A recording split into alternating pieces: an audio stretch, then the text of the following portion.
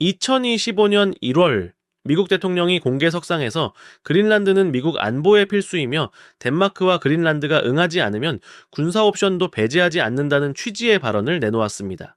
농담이 아니었습니다. 이건 70년 넘게 함께 피를 흘리며 자유세계를 지켜온 동맹, 나토의 핵심 회원국인 덴마크를 향한 노골적인 협박이었습니다. 나토라는 건 북대서양조약기구의 줄임말인데요. 쉽게 말해 회원국 중 한 나라라도 공격받으면 다 같이 힘을 합쳐 대응하기로 한 군사동맹, 즉 강철 같은 약속입니다. 그런데 그 동맹의 맹주인 미국이 다른 회원국을 향해 총을 겨눈 겁니다. 이 발언이 나온 직후 덴마크는 역사상 처음으로 발행하는 공식 안보 위협 평가 보고서에서 미국을 잠재적 안보 위협으로 분류했습니다. 상상이 되시나요? 냉전 시대 내내 소련을 막는 최전선에 함께 섰던 수십 년간 가장 믿었던 친구를 이제는 경계해야 할 대상, 잠재적 우려 요인으로 선언한 겁니다. 미국의 압박은 여기서 그치지 않았습니다.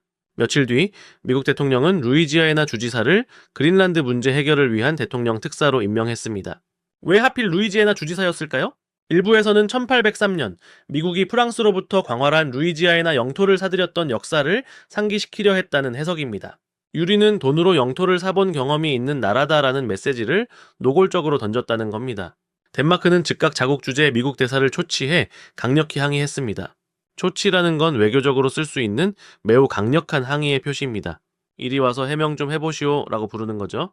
70년 동맹 역사에 있을 수 없는 외교적 결례가 연이어 벌어진 겁니다. 도대체 왜 미국은 이 거대한 얼음섬 하나에 이렇게까지 집착하는 걸까요? 단순히 한때 부동산 재벌이었던 대통령 개인의 욕심일까요? 아니면 저 차가운 얼음 밑에 우리가 상상하지도 못했던 거대한 비밀이라도 숨겨져 있는 걸까요? 오늘 우리는 이 믿을 수 없는 사건의 진실을 파헤치기 위해 시간과 공간을 넘나드는 거대한 여정을 떠나보려 합니다. 모든 것의 시작, 그린란드라는 이름에 숨겨진 천년 전의 비밀부터 파헤쳐 보시죠. 자, 그럼 천년 전으로 시간 여행을 한번 떠나볼까요? 이 모든 사건의 무대인 그린란드부터 봅시다. 정말 이상하지 않나요? 위성 사진을 보면 온통 하얀 얼음으로 뒤덮인 이 섬의 이름이 왜 초록의 땅 그린란드일까요? 국토의 80% 이상이 두꺼운 얼음으로 덮여 있는 곳인데 말이죠. 지금으로부터 약 1000년 전 서기 982년경으로 거슬러 올라가야 합니다. 이야기는 한 명의 바이킹으로부터 시작됩니다. 그의 이름은 붉은 머리 에릭. 이름처럼 붉은 머리카락과 수염을 가졌고 성격도 불같았던 인물이죠.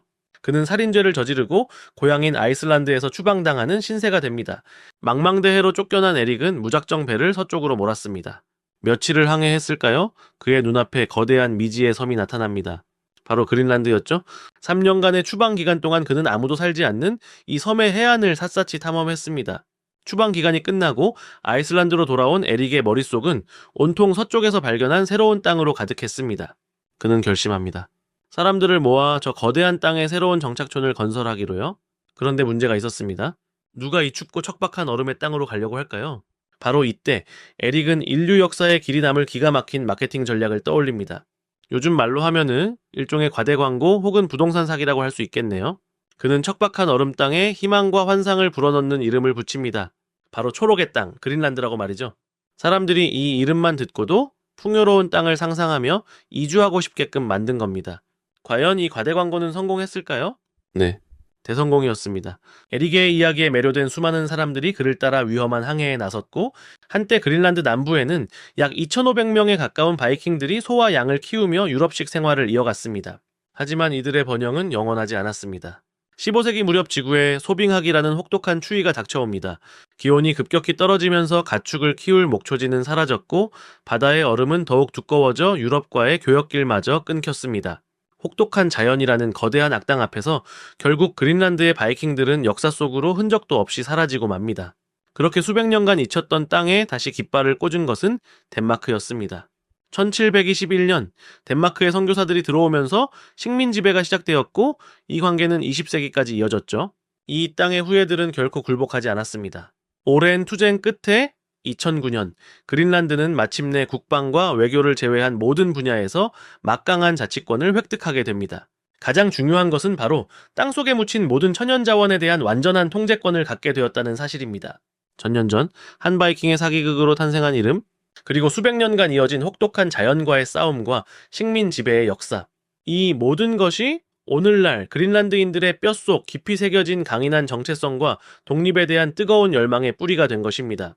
그렇다면 이토록 끈질긴 역사를 가진 땅을 미국은 왜 그렇게까지 탐내는 걸까요? 트럼프 대통령의 갑작스러운 변덕이었을까요? 놀랍게도 미국의 야망은 우리가 생각하는 것보다 훨씬 더 오래되고 집요한 것이었습니다.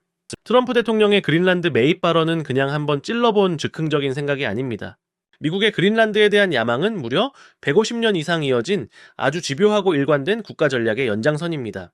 이야기는 지금으로부터 150년도 더 전인 1867년으로 거슬러 올라갑니다. 이 해에 미국은 역사적인 거래를 성사시킵니다. 바로 러시아로부터 광활한 알래스카 땅을 사들인 것이죠. 그런데 혹시 아세요? 미국은 알래스카를 사들인 바로 그 직후 다음 타겟으로 그린란드를 지목했다는 사실을 말입니다. 당시 국무장관이었던 윌리엄 슈워드는 알래스카 매입을 주도한 인물인데요. 그는 이미 북극 지역의 지정학적 가치를 꿰뚫어 보고 있었습니다. 지정학적이라는 말이 좀 어렵게 들리시나요? 쉽게 말해 특정 지역의 지리적 위치가 국가의 운명에 얼마나 중요한지를 따지는 겁니다. 슈워드는 그린란드가 미래의 엄청난 전략적 자산이 될 것이라고 확신했고 곧바로 그린란드 매입을 위한 물밑 작업에 착수했습니다. 비록 그때는 성공하지 못했지만 미국의 야망이라는 불씨는 이때부터 이미 피어오르고 있었던 겁니다. 시간이 흘러 2차 세계대전이 발발합니다. 1940년 나치 독일이 덴마크를 침공하고 점령하는 끔찍한 일이 벌어집니다. 그린란드는 순식간에 주인을 잃은 섬이 되어버렸죠. 이때 누가 가장 먼저 움직였을까요?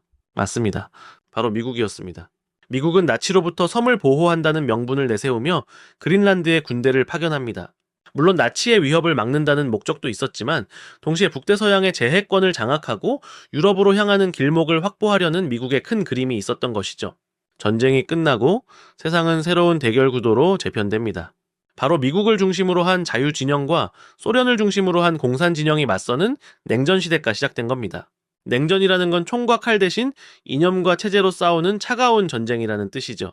이 냉전시대의 그린란드의 가치는 그야말로 폭등하게 됩니다. 왜 그랬을까요? 지도를 한번 머릿속에 그려보세요. 만약 소련이 미국을 향해 미사일을 쏜다면 가장 빠른 길은 어디일까요? 바로 북극을 가로지르는 길입니다. 그린란드는 바로 그 길목을 지키고 있는 절대 놓칠 수 없는 최전방 감시 초소였던 겁니다. 소련의 폭격기가 뜨는지 미사일이 날아오는지 가장 먼저 파악할 수 있는 눈과 귀의 역할을 하게 된 거죠. 결국 1951년 미국은 덴마크와 방위 협정을 체결하고 그린란드의 미군 기지를 영구적으로 주둔시킬 수 있는 권리를 얻어냅니다. 이때 만들어진 것이 바로 그 유명한 툴레 공군기지입니다. 이 기지는 오늘날까지도 미국의 우주 감시 및 미사일 방어 시스템의 핵심적인 역할을 수행하고 있습니다. 자, 이제 그림이 좀 그려지시나요? 1867년의 첫 매입 시도, 2차 세계대전 중에 군대 주둔, 그리고 냉전 시대의 최전방 기지화까지 미국의 행동은 결코 충동적이거나 변덕스러운 것이 아니었습니다. 트럼프의 행동은 이 거대한 역사의 흐름 위에서 터져나온 가장 솔직하고 노골적인 표현이었을 뿐입니다. 그렇다면 여기서 진짜 질문을 던져야 합니다. 도대체 미국은 왜 150년이 넘는 시간 동안 이토록 집요하게 이 거대한 얼음섬에 집착하는 걸까요? 단순히 군사적 위치가 중요해서일까요? 그것만으로는 70년 동맹의 뺨을 때리는 수준의 행동을 설명할 수 없습니다. 진짜 이유는 제가 앞서 말씀드렸듯 바로 저 두꺼운 얼음 밑에 있습니다. 그곳에 21세기 문명의 심장이자 아킬레스건인 히토류가 잠들어 있습니다. 히토류, 이름은 드문 흙이라는 뜻이지만 사실 지각에 아주 드물게 존재하는 원소는 아닙니다. 문제는 한 곳에 모여있지 않고 널리 퍼져 있어서 경제적으로 채굴할 만한 농도를 가진 광맥을 찾기가 매우 어렵다는 겁니다. 그런데 이 히토류가 왜 그렇게 중요할까요? 히토류는 우리가 쓰는 거의 모든 첨단 기술의 성능을 폭발적으로 향상시키는 마법의 가루 같은 존재입니다. 일종의 산업의 비타민이라고 할 수 있죠. 바로 여러분 손에 들린 스마트폰의 선명한 화면과 강력한 진동 모터, 도로 위를 달리는 전기차의 핵심 부품인 영구자석 모터, 그리고 하늘을 지키는 최첨단 스텔스 전투기의 엔진과 레이더 시스템까지 히토류 없이는 이 모든 것을 만들 수 없습니다. 그런데 진짜 문제는 뭘까요? 이 21세기 문명의 비타민 공급을 딱 한 나라가 거의 독점하고 있다는 겁니다. 어디일까요? 네, 바로 중국입니다. 미국이 쓰는 히토류의 약 70%에서 80%는 중국에서 나오고 있습니다. 미국과 중국이 세계의 패권을 두고 다투는 이 시대에 이게 무슨 의미일까요? 이건 마치 복싱 선수가 경기 중에 상대방에게 아드레날린 주사기를 맡겨놓은 것과 같습니다. 중국이 마음만 먹으면은 언제든지 히토류 공급을 줄이거나 끊어버릴 수 있다는 뜻이죠. 실제로 중국은 과거 일본과의 영토 분쟁 때 히토류 수출을 제한하며 외교적 무기로 사용한 전례가 있습니다. 미국의 목에 언제든 조일 수 있는 칼을 들이대고 있는 겁니다. 자, 바로 이 지점에서 거대한 반전이 시작됩니다. 여러분, 아직도 트럼프의 그린란드 매입 소동이 단순히 부동산 재벌 출신 대통령의 괴팍한 영토 욕심이라고 생각하시나요? 아니요. 그건 문제의 겉모습일 뿐 본질이 아닙니다. 이건 영토 전쟁이 아닙니다. 이건 21세기 문명의 심장을 둘러싼 자원 전쟁입니다. 중국의 공급망 독점이라는 칼날에 맞서 미국의 생존이 걸린 필사적인 싸움인 겁니다. 바로 그때 절망에 빠진 미국의 눈에 한 줄기 빛이 들어옵니다. 바로 그린란드입니다. 이곳 얼음 밑에는 아직 개발되지 않은 희토류를 포함한 중요 광물 잠재력이 큰 지역으로 거론됩니다. 만약 이곳에 자원을 개발할 수만 있다면 중국의 독점 구조를 단번에 깨뜨리고 공급망의 주도권을 가져올 수 있는 게임 체인저가 되는 거죠. 그런데 어떻게 저 두꺼운 얼음을 뚫고 자원을 캐낼 수 있을까요? 여기서 인류의 비극인 기후변화가 역설적으로 미국의 숨통을 틔워주는 역할을 합니다. 지구온난화로 그린란드의 얼음이 예상보다 훨씬 빠른 속도로 녹아내리면서 과거에는 접근조차 불가능했던 지역의 광물 자원을 채굴할 수 있는 가능성이 점점 커지고 있는 겁니다. 이게 단순한 추측이 아니라는 명백한 증거가 있습니다. 실제로 2022년 세계 최고의 부자들, 아마존의 제프 베이조스와 마이크로소프트의 빌 게이츠가 공동으로 투자한 한 회사가 그린란드 서부 해안의 희토류 및 기타 중요 광물 채굴 프로젝트에 본격적으로 관심과 탐사를 하고 있다고 합니다. 세계에서 가장 똑똑하게 돈의 흐름을 읽는 사람들이 이미 그린란드의 미래 가치에 큰 관심을 갖기 시작한 겁니다. 여기에 그린란드의 가치를 폭등시키는 또 하나의 변수가 더해집니다. 바로 북극 항로의 부상입니다. 얼음이 녹으면서 아시아와 유럽을 잇는 가장 빠른 바닷길, 북극 항로가 열리고 있습니다. 이 항로는 기존의 수에즈 운하를 통과하는 것보다 운송 기간을 획기적으로 단축시킬 수 있어 미래의 황금 무역로로 주목받고 있죠. 그리고 그린란드는 바로 이 새로운 무역로의 한가운데 마치 고속도로의 핵심 휴게소처럼 자리 잡고 있습니다. 이제 모든 조각이 맞춰지시나요?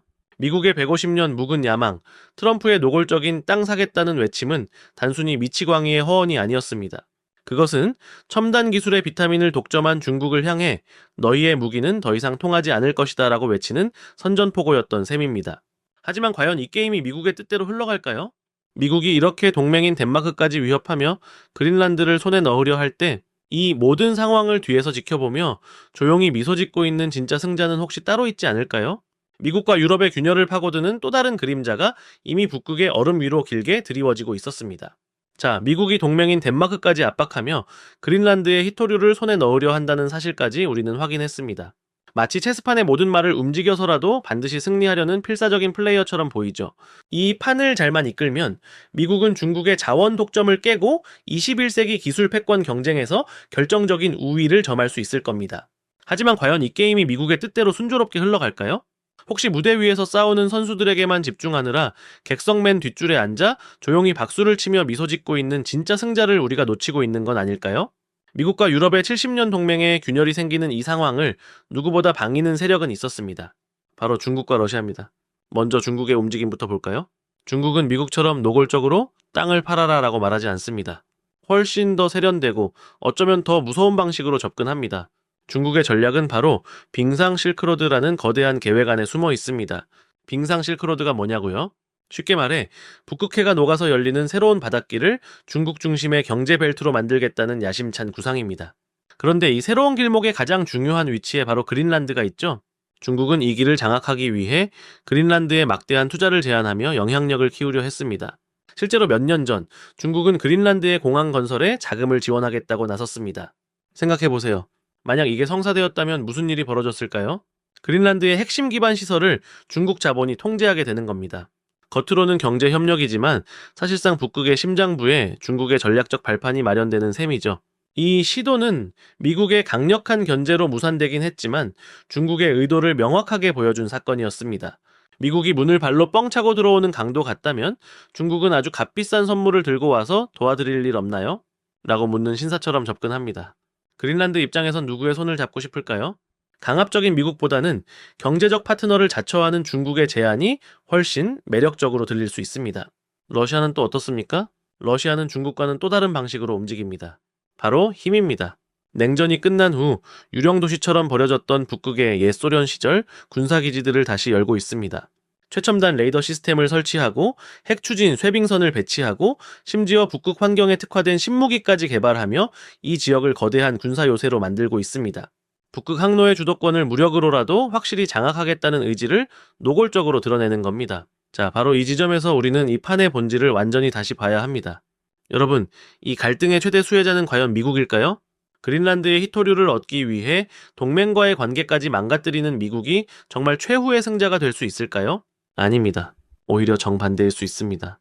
대반전은 바로 여기에 있습니다. 이 게임의 진정한 승자는 미국과 유럽의 동맹이 삐걱거리는 소리를 들으며 가장 흐뭇한 미소를 짓고 있는 쪽, 바로 중국일 수 있습니다. 왜 그럴까요?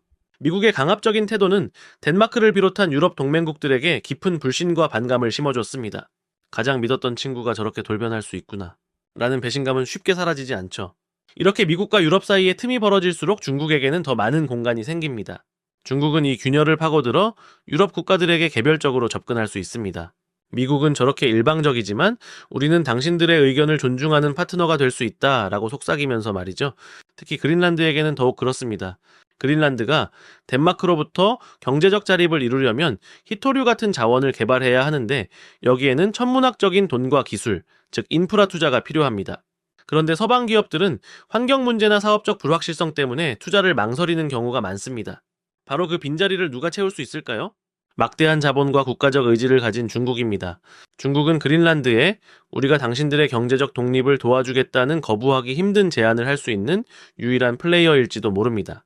결국 미국은 희토류라는 눈앞의 이익에 눈이 멀어 중국과 러시아를 견제하기 위해 수십 년간 공들여 쌓아온 동맹이라는 가장 강력한 무기를 스스로 무너뜨리는 우를 범하고 있는지도 모릅니다. 전면에 나선 미국과 덴마크가 서로에게 상처를 입히며 싸우는 동안 진정한 전략가인 중국은 뒤에서 조용히 과실을 챙길 준비를 하고 있는 겁니다. 이 거대한 강대국들의 체스 게임. 하지만 우리는 여기서 가장 중요한 질문 하나를 놓치고 있습니다. 이 모든 소용돌이의 한가운데 이 얼음 땅의 진짜 주인인 5만 6천 명의 사람들은 지금 무슨 생각을 하고 있을까요? 그들은 과연 독립이라는 꿈과 생존이라는 현실 사이에서 어떤 선택을 하게 될까요? 미국과 중국, 러시아 같은 거대한 강대국들이 체스를 두는 동안 정작 이 얼음 땅의 진짜 주인들은 어떤 생각을 하고 있을까요? 이 모든 지정학적 게임의 한가운데 약 5만 6천 명의 그린란드인들이 있습니다. 그리고 그들은 지금 역사상 가장 어려운 선택의 기로에 서 있습니다. 주인공은 바로 이 5만 6천 명의 사람들입니다. 그리고 그들의 앞을 가로막는 거대한 악당은 바로 독립이라는 뜨거운 꿈과 생존이라는 차가운 현실 그 자체입니다. 최근 여론조사들을 보면 그린란드 사람들의 복잡한 마음이 그대로 드러납니다. 한 2025년 여론조사에 따르면 무려 84%의 국민이 덴마크로부터의 독립을 원한다고 답했습니다. 1000년 가까이 이어진 혹독한 자연과의 싸움, 그리고 식민 지배의 역사가 그들의 뼛속에 얼마나 깊이 독립에 대한 열망을 새겨놓았는지 알 수 있는 대목이죠. 그런데 바로 그 똑같은 사람들에게 다른 질문을 던지면 전혀 다른 대답이 나옵니다. 만약 독립 때문에 지금보다 생활 수준이 낮아진다면 어떻게 하겠냐는 질문에 61%가 독립을 반대한다고 답한 겁니다. 이게 도대체 무슨 의미일까요? 마음은 독립을 원하지만 몸은 현실에 묶여 있다는 뜻입니다. 왜 그럴까요? 숫자를 보면 이유는 명확해집니다. 현재 그린란드 정부 예산의 상당 부분이 덴마크에서 오는 보조금에 의존하고 있습니다. 매년 수천억 원에 달하는 이 돈이 없다면 그린란드의 공공 서비스와 복지 시스템은 하루아침에 멈춰 설 수도 있습니다. 마치 이제 막 독립해서 살고 싶은데 부모님이 보내주시는 생활비가 끊기면 당장 살아갈 길이 막막한 청년의 딜레마와 같은 거죠.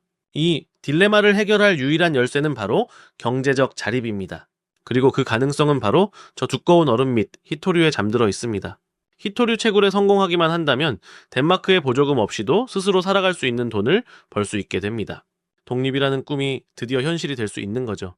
하지만 세상에 공짜 점심은 없었습니다. 희토류 채굴이라는 달콤한 열매에는 환경 파괴라는 무서운 독이 함께 들어 있습니다.